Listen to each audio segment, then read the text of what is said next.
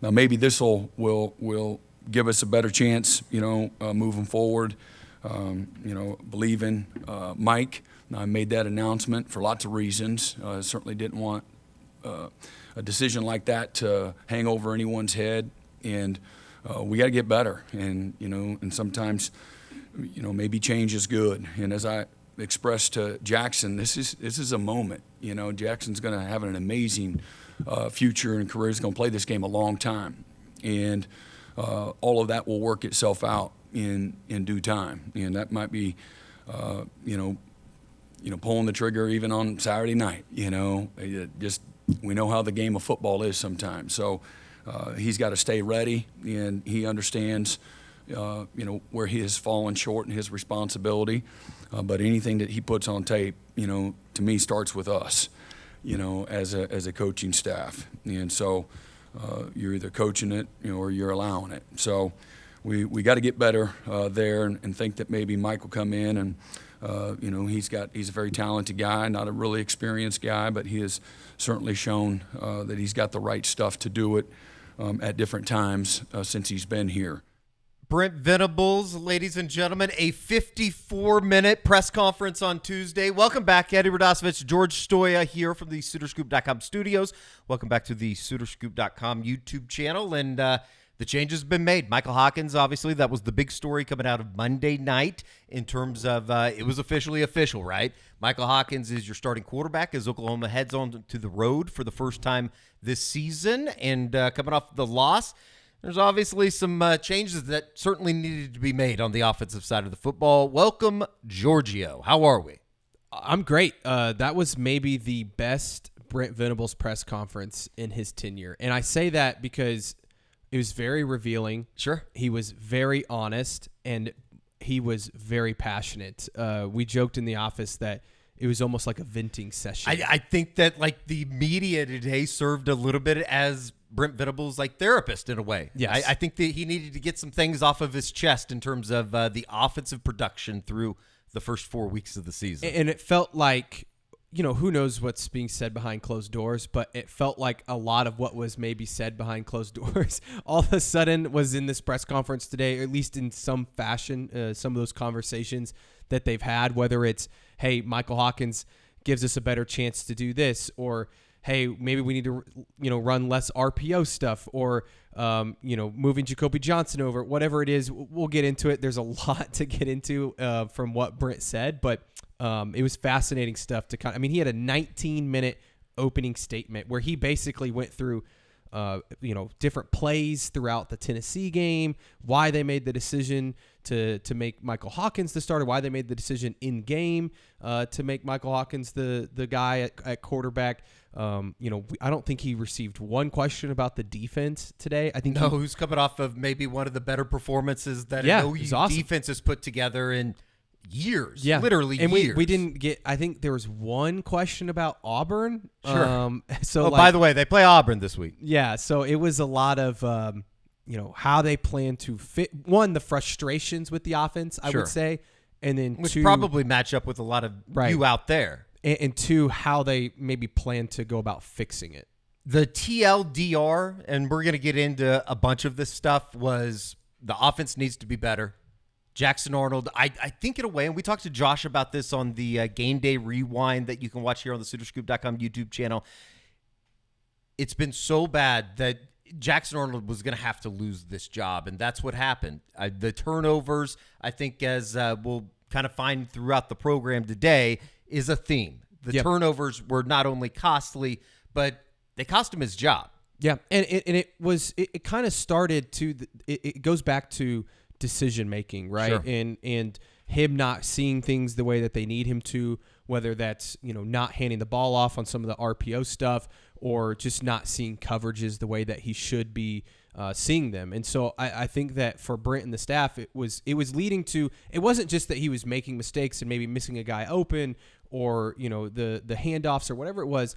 They were turning into catastrophic mistakes, and it became a disaster. And we said it before the season, like the way this thing goes south for Jackson Arnold is if he's turning the ball over, if he's making those catastrophic mistakes, and he was. And it got to a point where Oklahoma has to get somebody else in there that they hope will not turn the ball over, but I think also give this offense somewhat of a spark because they haven't been able to do anything right. It's not just Jackson, and we'll get into that, but I think that they believe that Mike can get in there, one, make maybe cleaner decisions, and two, give them a little juice on offense. I think the word that Brent has used, whether it be on Monday night on the coaches show or on Tuesday with the media, they need a catalyst. They need something that's going to spark this offense.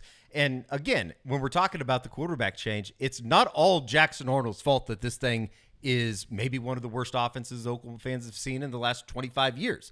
It's the fact that he's playing a big part in it. And, as we talked about with Josh, you go back and look at the Tennessee game, even when they were going through the low points of that game offensively in the second quarter before the change was made, there's plays to be made. Oh, yeah. There is money to be gained here. Yeah. There's several plays that he's either blocked up well or guys are running open, and Jackson misses them. Sure. Misreads the play.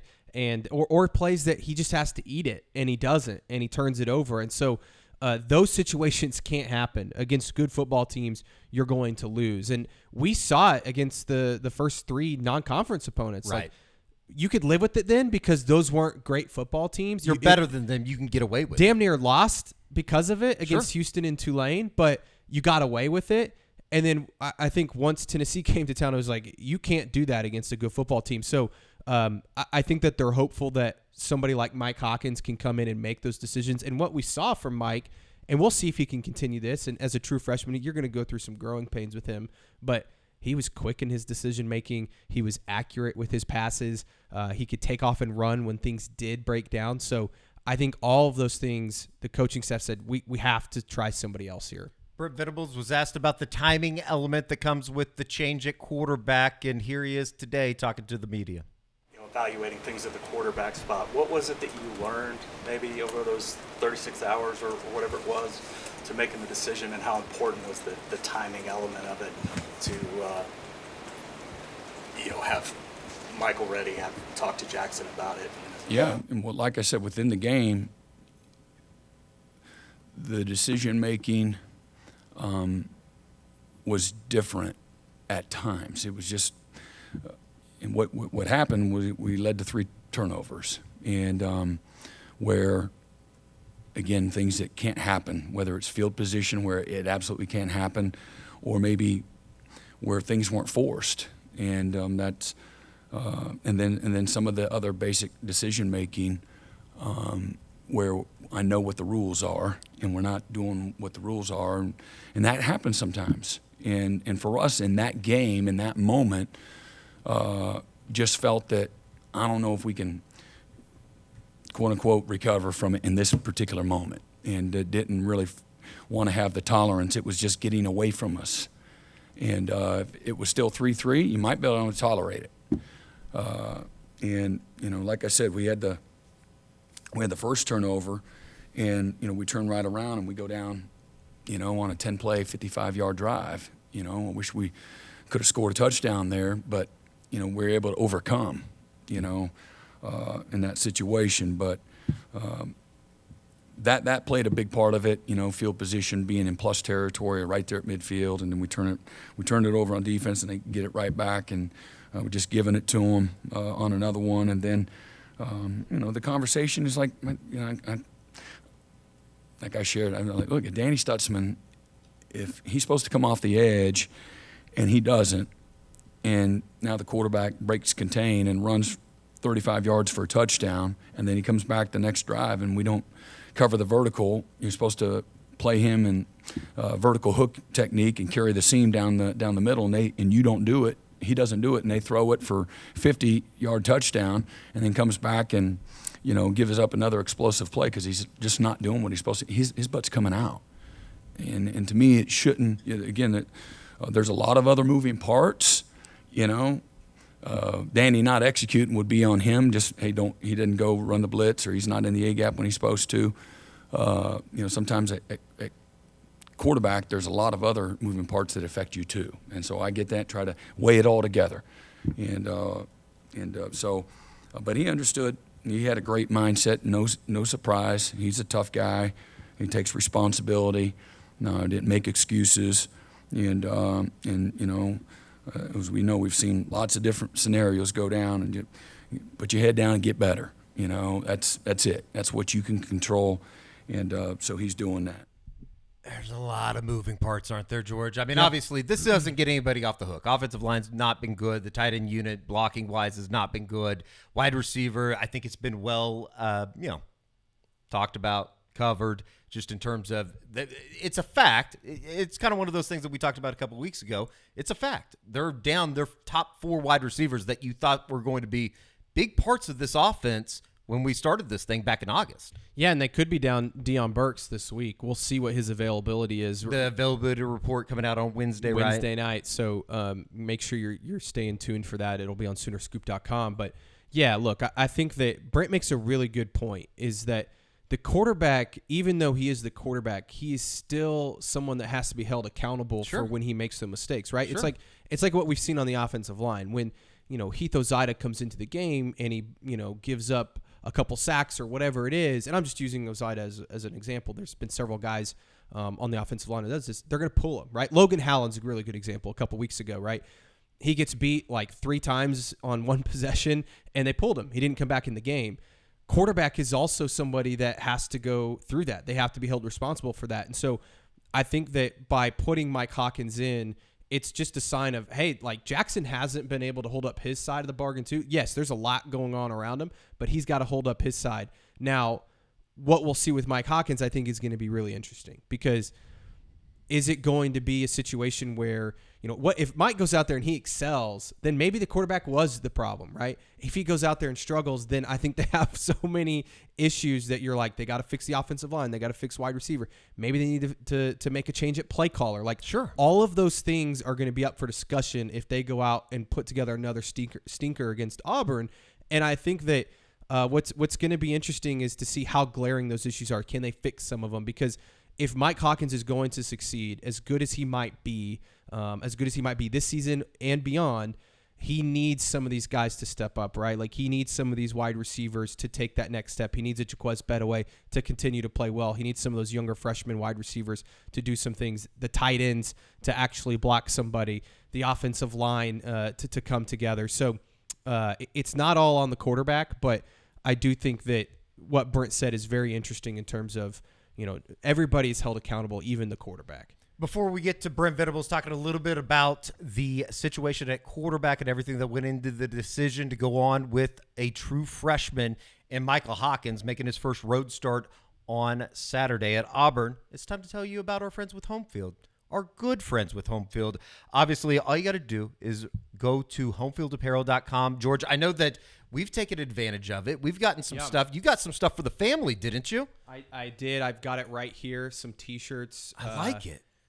I love that one. Yeah, that's a classic. These are, I think, all the these throwback, are like the vintage-looking shirts. My sister got this one. My mom got the same one that's en route. And then I believe this is my dad's, the classic. Love it. Oklahoma that looks like so. a total dad shirt. Yeah, I think my dad got the same one as well.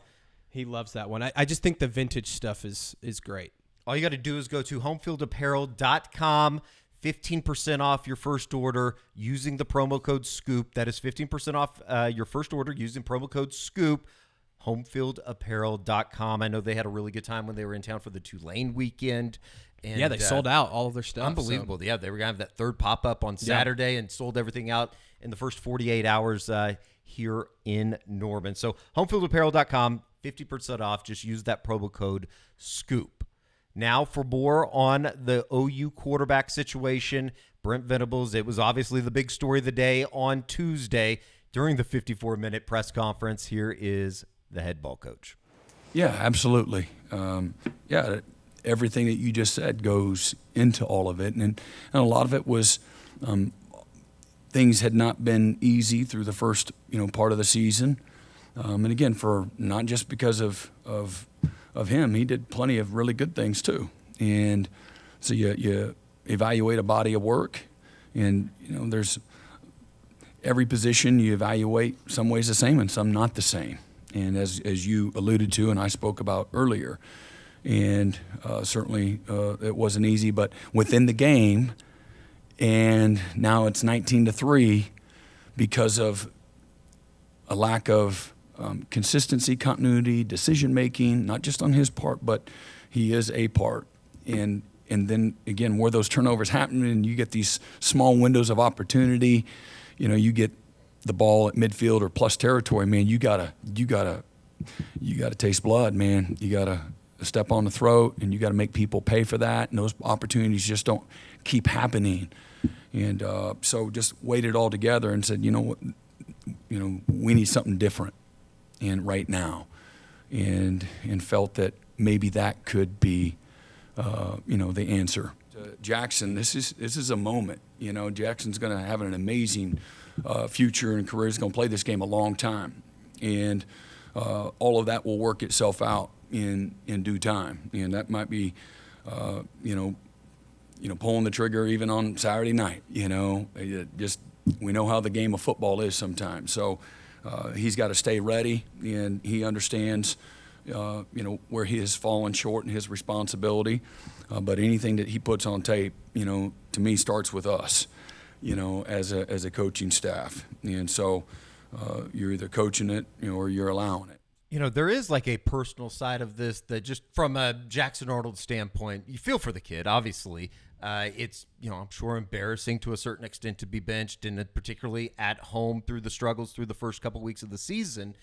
But at the same time, you got to make a decision to get this offense going. It is a priority. It is a must, and it's a comfortable setting to do it too. Going to Auburn, obviously, they've gone through their own fair share of struggles, which Kobe McKenzie mentioned as well on Monday night. That is like, yeah, we got our fair share of problems offensively. So do they.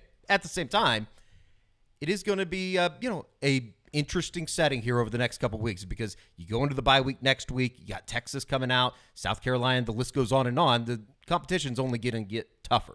Yeah, that's why you want to go into Auburn and show some progress, right? Like, one, get out of there with a win, but two, hopefully Michael Hawkins looks good, right? Like hopefully he performs well. They're able to move the football, whether it's running the or bar is so low right now, George. Yes. That scoring. If truly, they scored 20+ points on Saturday, that'd probably be a good step in the right direction. Like, that's what we're talking about here. So I think that's kind of what you're looking for, is any sort of progress, because then you can go into the bye week.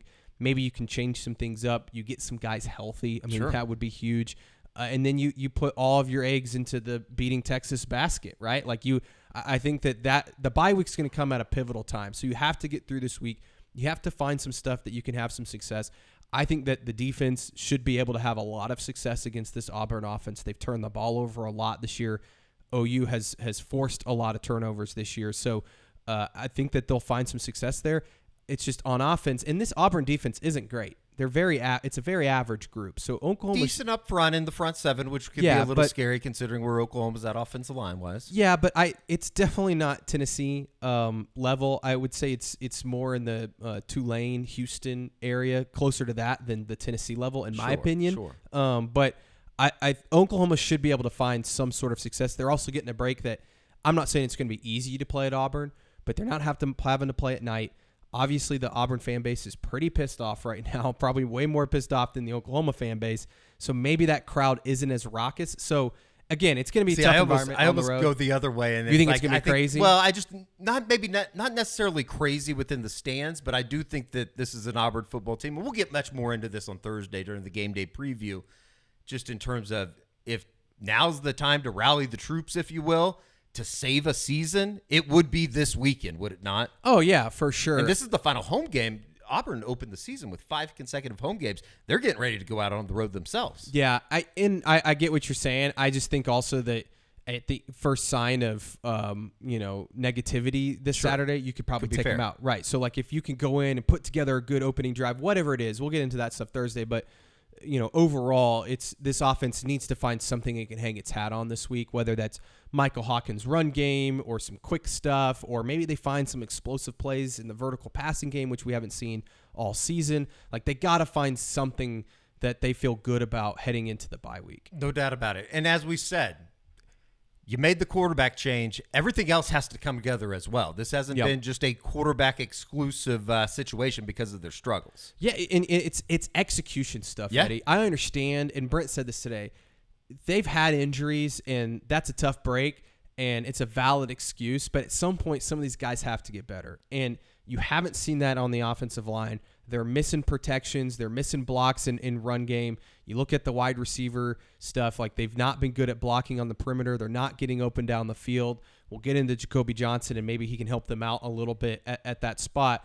But it comes down to execution, and I think it also comes down to play calling, game plan, what they're doing as an offensive scheme. And you kind of heard Brent talk about that. I mean, he had some thoughts today. There was definitely some I don't know if it was shots at the offensive staff, but there's some clear frustrations that you could tell if you just read between the lines of what Brent was saying. No doubt about it. Here is Brent Venables talking about everything else that comes with an offense that's struggling, as well as maybe some of the play calls that he wasn't too fond of on Saturday.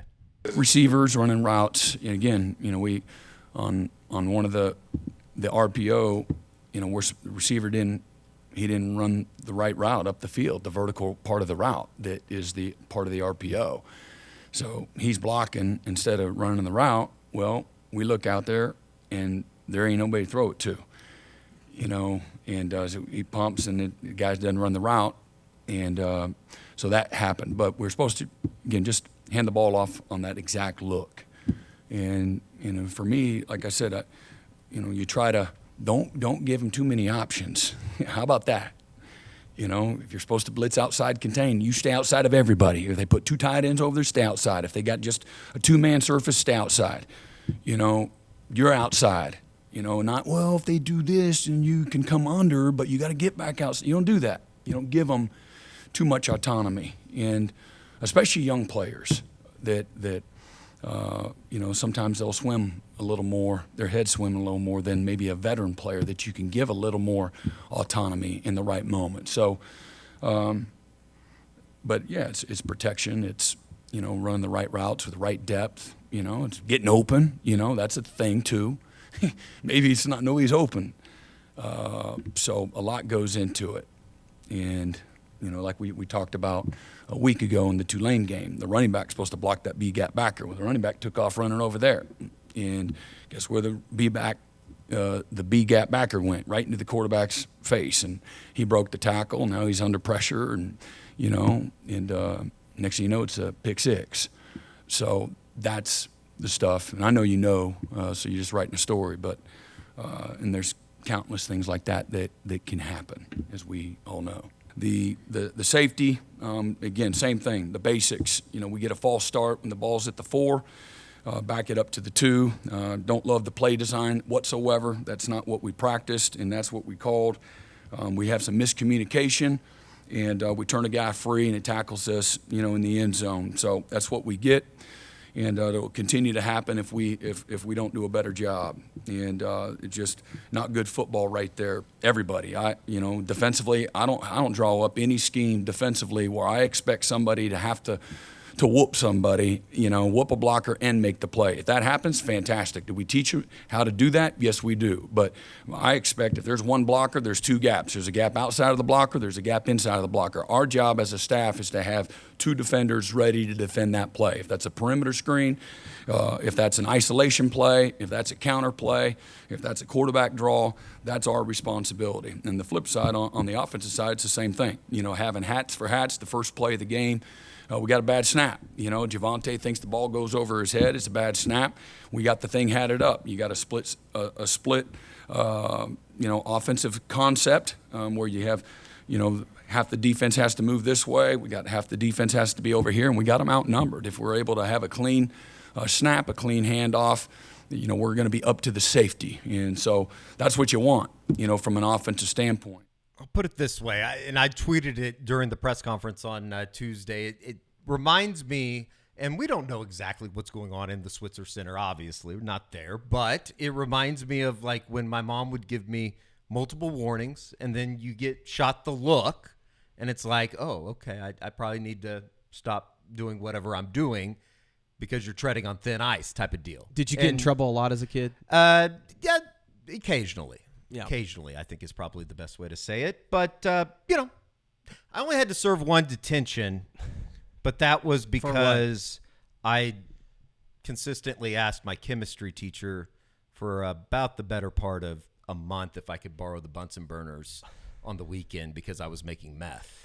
But that's neither here nor there. I thought it was funny and probably still do. Mr. Ashford, not a fan of Eddie Radosevich. I can tell you that.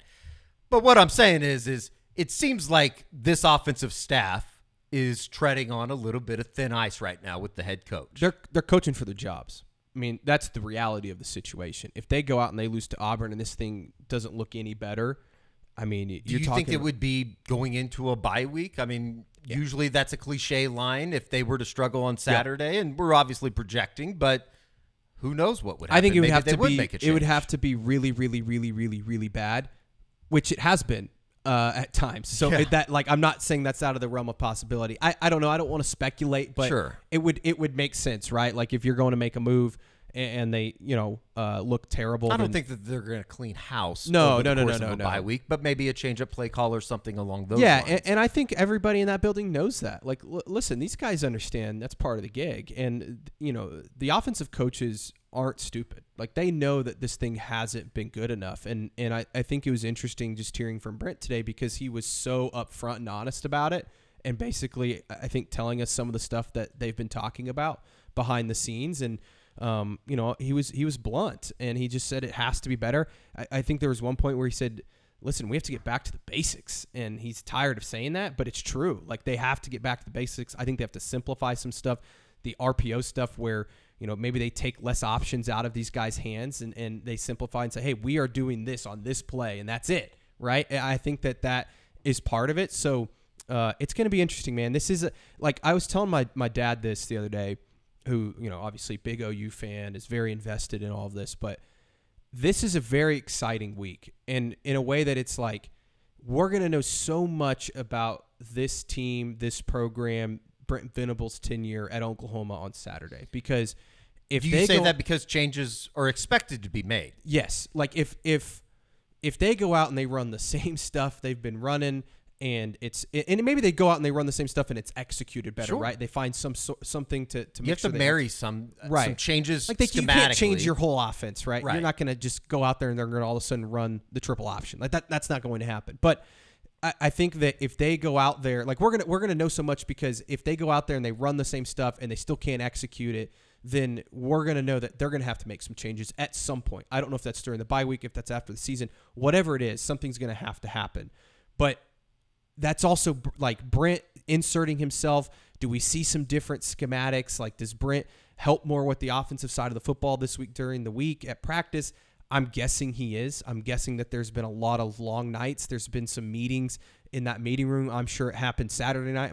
I'm sure it happened Sunday morning. But that's what makes it so exciting. We're going to see what Michael Hawkins is made of. Like, talk about a massive moment for a true freshman. Sure. What was the stat you gave me about? It's uncommon for a true freshman to start at Oklahoma. Obviously, Caleb Williams did it. That was a unique scenario. Would take it over for Spencer Rattler. You go all the way back, though, it would be 1984 was the last time they started a true freshman in terms of Troy Aikman, who stepped in as a 17-year-old for Danny Bradley, got hurt, played against Kansas, did not go well. I suggest everybody to read Bob Hersum's article talking about Troy Aikman's debut against Kansas. They lose the game. He ends up finishing the 84 season, gets hurt, breaks his leg, and all of a sudden they change overnight to Jamel Holloway. They win the national championship in 85. Not saying that's going to happen this year, but it's just it's interesting, and it's kind of unique in that they are starting a true freshman. And, we talked about this on the radio on Tuesday morning as well.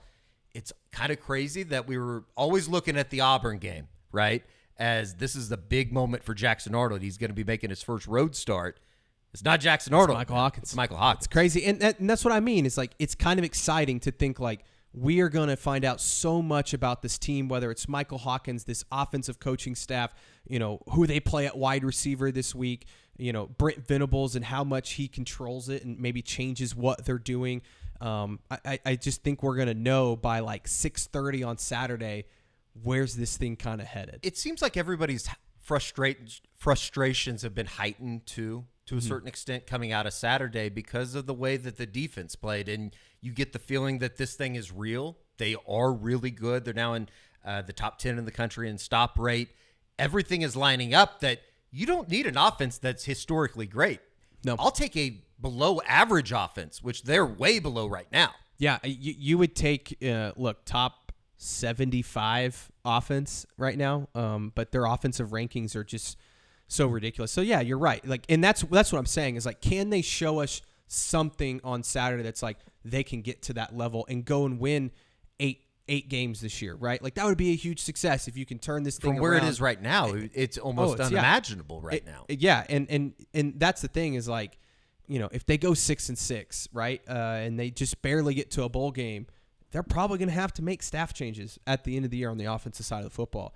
If they, go and lose on Saturday against Auburn, I don't know who they're beating on the rest of their schedule. And so that's why it's like we're going to know so much, come Saturday. It's a massive game. I think there's a lot that goes into the offensive production. And if nothing else, it seems like, and just kind of reading between the lines in terms of the people that watched the press conference on Tuesday, people in the Crimson Corner, I think if anything else, it I don't know, reassures you that Brent's kind of seeing the same things that the fans are seeing. He's pissed off. The frustration level that is there with what this product is right now. Yeah, and I don't want to keep bringing up Lincoln Riley because it's been 3 years since that. But like, you remember times that Lincoln would come up there when the team was struggling and say, we're really close.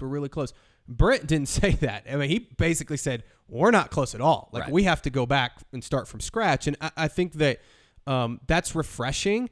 Now you just want to see them, okay, they are the first what's the line? It's like the first way to fix a problem is to admit there is a problem. Sure. They have admitted there is a problem, right? Like this one coaching of the first steps you have to make if you're in recovery. Exactly. So I think that they have made that first step. Now it's about fixing it. Can they fix it? And I'm not saying they can just fix everything and all of a sudden this thing's going to be a juggernaut, but just take baby steps. Sure. And that's what you want to see this Saturday. One of the elements of fixing things is probably turning over every rock, right? Yep. And to seeing how if you can get somebody that can help you. One of those people might be Jacobe Johnson. He has made the move from cornerback to wide receiver. It obviously speaks about the depth level at cornerback. We saw a little bit of Eli Bowen. He might get a little bit more run here moving forward. But Jacobe Johnson was a guy, and we talked about it with Josh on the game rewind on Monday, just in terms of he was an exceptional wide receiver in high school. I think he can help him. And I don't know if that means this week. It's going to be really tough for him to turn around and be able to play at wide receiver this week. That said, I wouldn't be shocked if there's a couple packages where they're like, hey, just focus on these and we'll try and get you out there. I think his size, his physicality is something that could really help that group because they're playing so many young guys that just aren't very big bodies. And I think that his ability to maybe block, but also maybe get open on the perimeter. I didn't realize he ran in high school like a 4.39 40. Like this dude can fly. It could be said that he's probably, if not maybe the best athlete on the team. And it's a roster full of quote unquote dual sport guys or, 3 sport guys coming out of high school. Obviously somebody like a Taylor Tatum's going to be playing baseball. James Nesta's going to be playing baseball. He got a lot of interest on the basketball side of things as well coming out of high school. Yeah, I talked to his high school football coach today, actually, writing a story. You can check it out on Soonerscoop.com on Wednesday. He talked about a lot of teams, recruited him as a wide receiver. Mm-hmm. In fact, Michigan, Sharon Moore, flew to Mustang to talk to. I remember the day that he was there. And he said that they offered him and said, hey, look, we want you to come to Michigan and you can play both sides of the ball for us. Like that tells you this is a guy. Now he hasn't played it now in a couple years, right? So it takes some time to get back into it, learning the route tree, understanding the plays. That's going to take time. But this is a dude that can play wide receiver at a high level. And so you look at it, again, his body size, I think that's where he can help them the most, especially on the perimeter blocking and things like that. He's going to get in there, be physical. I think that he's a hell of an athlete. We'll just see. Like I think we'll know more probably by the Texas game, just because he's going to need some time to learn what they're asking him to do. Here is Brent Venables talking about Jacobe Johnson making the move over into the wide receiver room. And again, we did move Jacobe Johnson over, and Jacobe is a natural receiver. He played a lot more receiver growing up than he did defensive back. He's a fantastic DB. Is really coming on and has been an excellent special teams player for us. Plays with great effort, super physical, incredibly talented, and and certainly this wasn't a a decision that we took lightly. Wanted to find out if what he thought of it first and foremost. He wants to help the team, and will there be an impact this week? I don't know. I mean, that's kind of a reach. Wasn't the mindset. The mindset was, how could we get better this season? Got a long season ahead of us. We got 8 more regular season games in front of us, and so you're playing both the short term and the long term with that type of decision. I say long term, I'm talking about this season, and we don't want to give him up. And he's a fantastic corner and has a chance to get to play this game a long time at that position. But he's a natural, and he looked like a natural in some ways yesterday, and he's a smart guy, and he cares a lot, and those are always good ingredients to have success. One thing I'll say real quick, Yeah. That'll be in the story tomorrow as well. He ran a very similar offense to what Oklahoma's running now and under Jeff Lebby. They ran the Jeff Lebby offense at Mustang. So maybe picking up on some of the concepts won't take him too long. I think we're going to see him on Saturday. I really That'd do. be amazing. I don't know if Making he's the going to move, catch a ball. He literally made the move on Monday. I think that we might see him for a few snaps at wide receiver. Over under, we'll get to prize picks on Thursday, but over under 0.5 receptions for Jacobe Johnson on Saturday. I'm going to be bold and say over. I think I think that would be a fascinating story. I think he might like a screen pass, Yeah. Something like that, or an end around, like, I don't know, maybe that's a crazy take, and he may not play a single snap there, but I just think the guy's a baller, and I think that they need guys like that right now, and if he can pick it up quick enough, then they'll put him out there. I'm interested what number he's going to wear, because he he's can't gonna wear have to 19 change, right? with McIntyre, Right. So, I was actually thinking about that this morning. like, I wonder if they give him Gibson's number, because he's out for the Yeah. season or something. Just give him number 1. I don't know.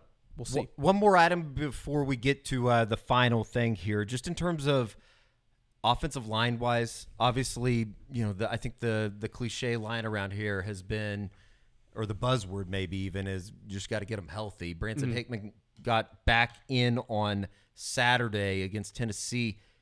Troy Everett, where do you think we see him going into this week? I think he's going to play left guard. Interesting. We'll see if he starts there. Heath Ozida had a bad game against Tennessee. The entire offensive line didn't have a great game, other than maybe Michael Tarquin. I wouldn't be shocked if we saw Troy Everett in there at left guard this week. I think Hickman played well enough. He's playing on an injury. He said yesterday, we spoke to him after practice, and it sounds like he's doing well. He said he feels good health-wise. He's happy that he was able to get through the entire game. So he's getting better, but I wouldn't be shocked if you saw Everett at left guard. Jake Taylor we'll see probably when the availability report comes out. He was a guy that was on it last week, didn't obviously get into the game. It's going to be interesting. There's so many moving parts, and like we said at the top, it's like it's so much of everything right now. You can't really focus on one thing. Yeah, so the availability report that comes out on Wednesday, Oklahoma went through their first one on last week going into the Tennessee game. Just kind of remind people what the ins and outs of this is. So the availability report comes out Wednesday, Thursday, Friday, and then also one on Saturday, 90 minutes before kickoff. So Wednesday night, it's supposed to be submitted by each team by 7 o'clock Central Time. Now, they submit it at 7. That doesn't mean it's up at 7. It usually comes out around 7:15, 7:20, 7:30 at the latest usually. Different designations from out, which would mean they're not playing, obviously. Doubtful, which I believe Dasan McCullough was all last week, which I wouldn't be shocked if we saw Dasan McCullough this week. Yeah, it sounds like he started practicing. He's getting close. Questionable and then probable, and that's Wednesday through Friday. Again, I'll be tweeting it out. We'll have a story on Soonerscoop.com with it. And then Saturday they have lists for game time decision, which I think Jake Taylor and Branson Hickman were both listed as game time decision, or they're available to play. And so, yeah, keep an eye on that. That'll be out there. But I'm sure Troy Everett will be on it again. Sure. I wouldn't be shocked if Hickman's on it again. Nick Anderson, I have no idea. Deion Burks, I think, will be on it. So, yeah, not good. Not a great situation at all. I'm glad you're on that, too, on Wednesday nights. I'm teaching a youth group. Oh, yeah. So What about? I kind of got my hands tied. God, what do you think it would be about? All right, last item for the practice report today. This came up unprompted. And I think that there's a lot of people out there that, a certain narrative has obviously been formed There's a lot of people that don't know what they're talking about. in terms of Jackson Arnold, or moving on from Dillon Gabriel, sticking with Jackson Arnold. Simply put, we'll go to Brent Venables first, and then we'll come back and talk about it. Here is Brent Venables, unprompted today, talking about DG's departure.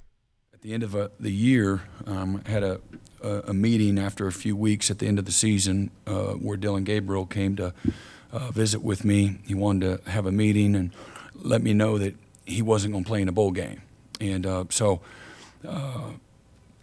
I had already had cotton wind, and he knew some other guys were opting out on the offensive line and things like that. And I did not know that at that time that he wasn't going to go to the NFL. When we had a great conversation with him, disappointed that he wasn't going to go play in the bowl game, and with the circumstances of Coach Levy leaving, and thought he wanted to get closer to home, to Hawaii, and so I was like, I didn't even know I had to fight this fight. I didn't realize that you were even considering coming back. And he says, yeah, but I just really want to, get closer to home. So that's, again, we hugged and shook hands, and, he was a little emotional, and I was, but it was all really good and positive. You make a guy stay. You guys trying to, find the next thing, the next chapter for him. I'm sure there was probably some disappointment that, that he wasn't more highly thought of in the NFL. Had an amazing year, and is a fantastic quarterback. And but with nobody running nobody off or things like that, So I've always, the veterans are good. I think I've always said that the experienced player can do a little more than sometimes the young guys. But that's neither here nor there. But I did want to make sure he cleared that up. Interesting that he just brought that up unprompted today. I think that there is this idea that Oklahoma ran Dillon Gabriel out the door. I would say this, and you can expand on it as much as you want, George. I just don't think that there is a reality out there that Dillon Gabriel was going to come back without Jeff Levy. Correct. And the plan all season long for Dillon was to go to the NFL.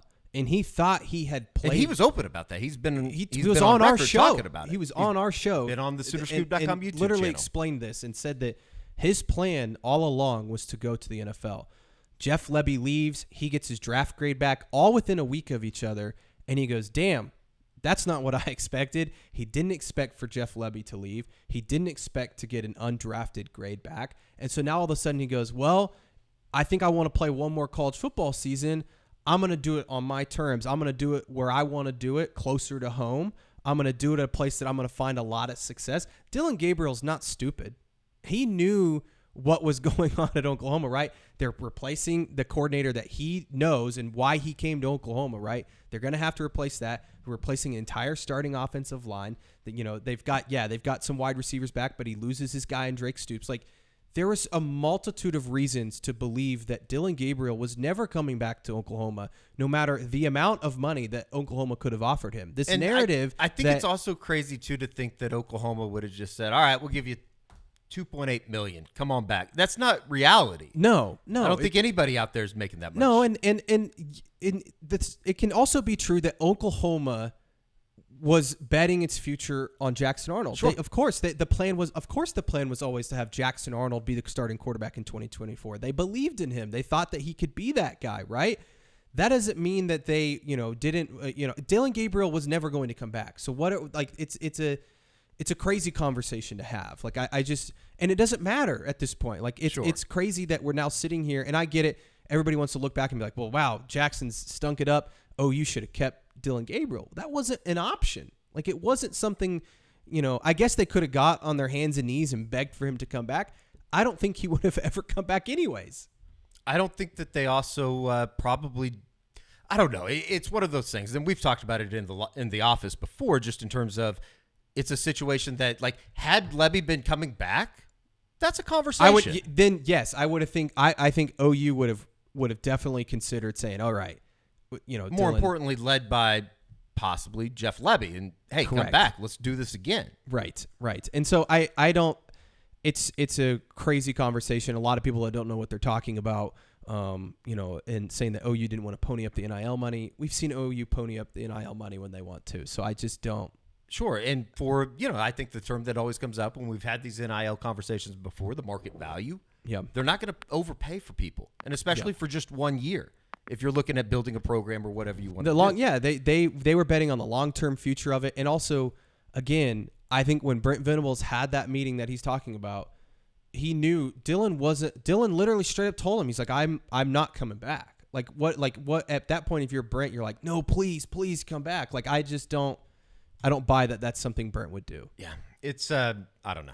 Maybe just something for social media that people want to bitch and complain It doesn't. about. Michael Hawkins is your starting quarterback moving forward.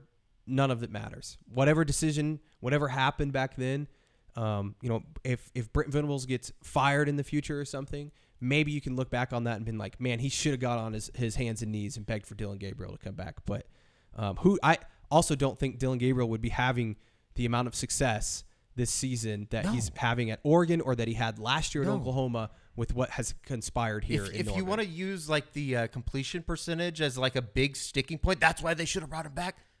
Is he bringing all the wide receivers back? Is he bringing all the guys that are coming in from Oregon as well? Is Tyler Guyton staying another year? Yeah.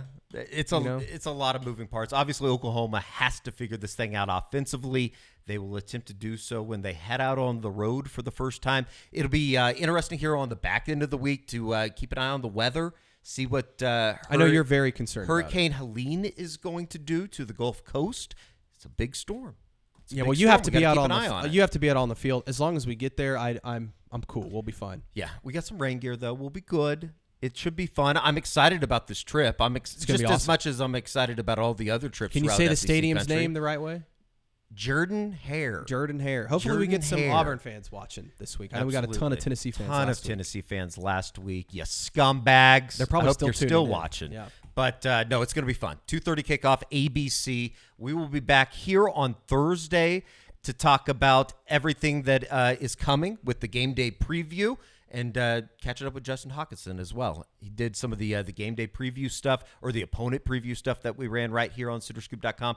YouTube channel. It'll just be good to kind of talk to him and kind of gauge where everything's at, because from the outside looking in right now, I don't know if anybody paid attention to Hugh Freeze's comments coming out of Monday's press conference. It seems like it's like the alumni base versus Hugh Freeze right now, which is never a comfortable situation. Welcome to the SEC. That's how it goes. I think so, man. That fan base at Auburn though, they're crazy over there, man. Yeah.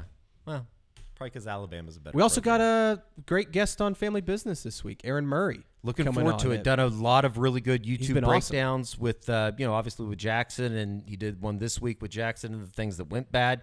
I don't know. It might make you feel worse about the situation, but it also might make you feel better because I think Aaron's a pretty positive guy. I think he'll be pretty good on the Family Business. Again, there's plays to be made. Yep. It's not doesn't all, have to be. I mean, it is all bad, but like it can be better.